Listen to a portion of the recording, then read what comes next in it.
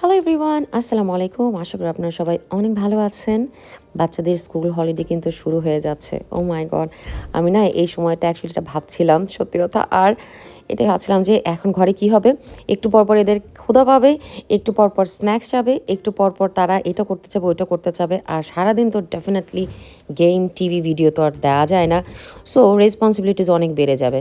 তারপরে বললাম যে ঠিক আছে, দেখা যাক। এবার দেখি আমি লুডোর কোডটা বের করব, আর সাথে হচ্ছে আমি মনোপলি গেমটা কিনে নিয়ে আসবো।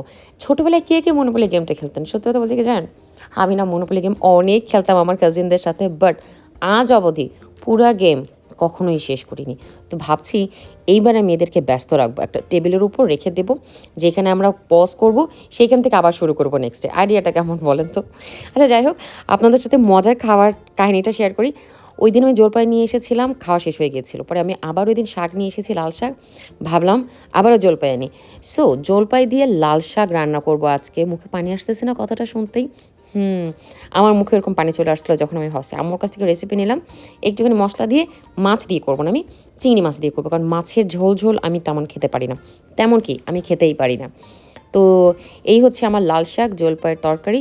আর আজকে সকালবেলা প্রনের যে মোমোস ছিল ওটা করে দিলাম। ও আবার এই ধরনের খানা দানা খুব পছন্দ করে বাচ্চাটা আমার, মাশাআল্লাহ সব কিছুই খায়।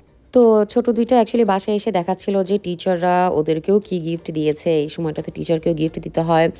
তো এই তো স্যান্টা নিয়ে আসছে, তারপর আরও কী গিফট, এটি নিয়ে ওদের সাথে একটা ছোট সময় কাটাচ্ছিলাম। অ্যান্ড দেন তারপরে হচ্ছে এখন দুপুরে আমরা কী খেলাম? পাকোড়া রান্না বানিয়েছিলাম গতকাল রাতেও, আমি খেয়েছি এটাই।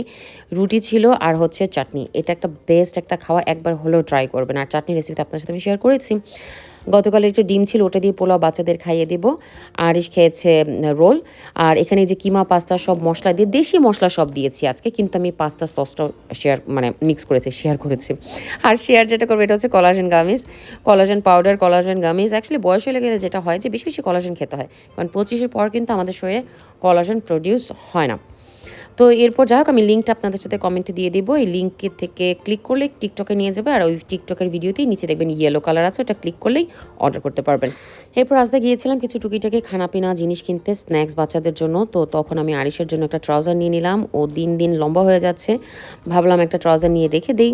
আসছি যখন আজদাতে, তো সব জিনিসপত্র নিয়ে বাসায় এসে একটু রুটি বানিয়ে আটা গুঁদে রেখে দিতে যাচ্ছিলাম, যে পরের দিন কাজে চলে আসবে সকালবেলা ঘুম থেকে উঠেই। বাট আমি আটা নিজেই ফেলে দিছি। এই কাজটা যদি অন্য কেউ করতাম, যে চিৎকারটা মারতাম, ও খোদা। যাই হোক, আমার মেজো ছেলে চলে আসছে, হুবার করে দিল, অ্যান্ড তারপর আমি আসায় মপ করে দিলাম। আমাকে কিছুই করতে হয় নাই। মাশাআল্লাহ, আলহামদুলিল্লাহ। Life is beautiful actually. আমি কখনো কোনো খারাপ জিনিসগুলোকে না তোয়াক্কাও করি না, কারণ ভালো জিনিস অনেক আছে। খারাপ জিনিস নিয়ে ভেবে চিন্তা করে নিজেকে স্ট্রেসে রাখার কোনোই দরকার পড়ে না, কারণ আশেপাশে ভালো মানুষের সাথে সাথে খারাপ মানুষের পরিমাণটাই আমি বেশিই দেখি। তো যাই হোক, এই তো আমাদের পাস্তা উইথ চিজ, আলহামদুলিল্লাহ মাশাআল্লাহ, খুব সুন্দর একটা দিন গেছে। বাচ্চাদের স্কুল হলিডে যখন থাকে, সেই ব্যাপারে যদি কোনো টিপস থাকে আমার সাথে শেয়ার করবেন কমেন্ট বক্সে। আজকের জন্য এখানেই বিদায় নিচ্ছি। আমাদের জন্য দোয়া রাখবেন। আপনাদের জন্য অনেক দোয়া আর ভালোবাসা রইল। আল্লাহ হাফেজ।